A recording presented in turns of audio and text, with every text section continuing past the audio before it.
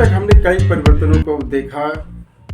तीव्र परिवर्तन, मंत्र परिवर्तन, नियमित परिवर्तन, अनियमित परिवर्तन, प्राकृतिक परिवर्तन, कृत्रिम परिवर्तन, भौतिक परिवर्तन, रासायनिक परिवर्तन, नियमित परिवर्तन, अनियमित परिवर्तन।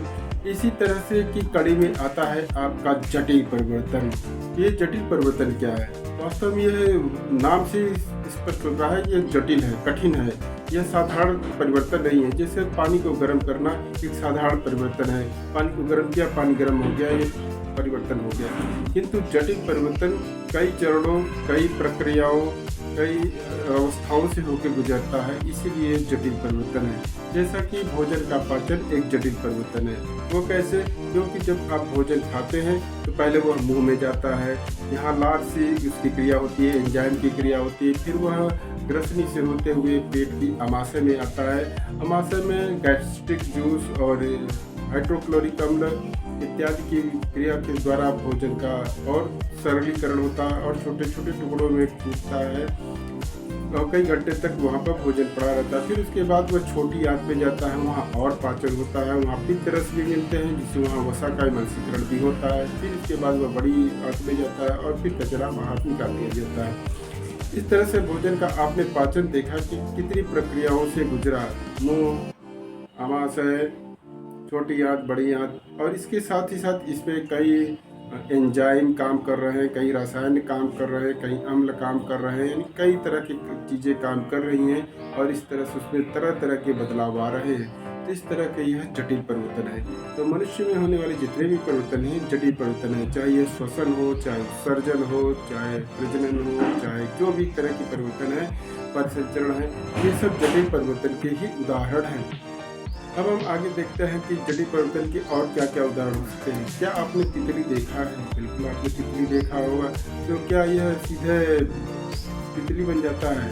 वास्तव में ऐसा नहीं होता है। तितली अंडों से बनती है, परंतु जो अंडे होते हैं वो भी सीधे तितली में जन्म नहीं लेते हैं। पहले अंडे होते हैं, फिर उससे लार्वा निकलता है जो एक कीड़ा होता है जिसे कैटरपिलर कहते हैं। यह कैटरपिलर पत्तियां खूब खाता है और कितना अधिक खाता है, रोचक तथ्य यह है कि वह अपना वजन 100 गुना तक बढ़ा लेता है। और जब उसके बाद कैटरपिलर अपने आप को एक धागे संरचना में बंद कर लेता है, कोकून में बंद कर लेता है और इसके बाद वह कई दिनों तक पड़ा रहता है। इसके पश्चात वह जब अपना निकलता है खोल से, तब वह बदल चुका होता है और वह तितली बन चुका रहता है। उसके पंख आदि होते हैं। तो क्या आपने देखा तितली कैसे बनी? कभी वह अंडा था, कभी वह कैटरपिलर की कीड़ा था, फिर उसके बाद कोकून में बंद हुआ, फिर उसके बाद वह बाहर निकला तो तितली बन गया। यह है कि जटिल परिवर्तन है, यह साधारण परिवर्तन नहीं है। लोहे का जंग लगना भी एक जटिल परिवर्तन है। वह कैसे? क्योंकि आपने देखा होगा जगह जगह जंग लगी रहती है। क्या वह एक दिन में बनी है?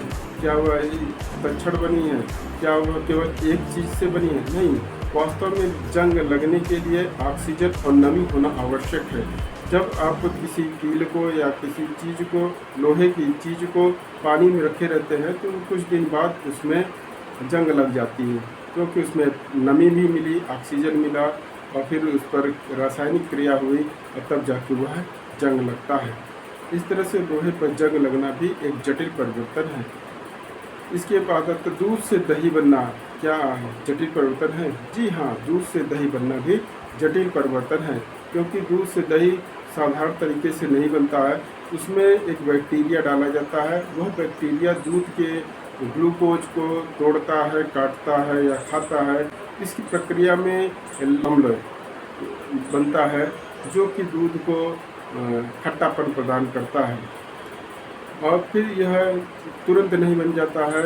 इसको जब हम रात में बैक्टीरिया डाल के छोड़ते हैं तो कहते हैं लैक्टोबैसिलस बैक्टीरिया, जब इसमें दूध में जाता है तो वह दूध को ग्लूकोज को काटता है, तोड़ता है, उसके प्रोटीन को काटता तोड़ता है और इस तरह से दूध एकदम परिवर्तित होकर दही में बन जाता है और इसमें स्वाद जो पहले मीठा था वो खट्टा हो जाता है। और दूध से दही बनने के लिए उचित तापमान का होना जरूरी है। न बहुत गर्म होना चाहिए, न बहुत ठंडा। अगर बहुत गर्म है तब भी दूध से दही नहीं बनेगा और बहुत ठंडा है तब भी दूध से नहीं दही बनेगा।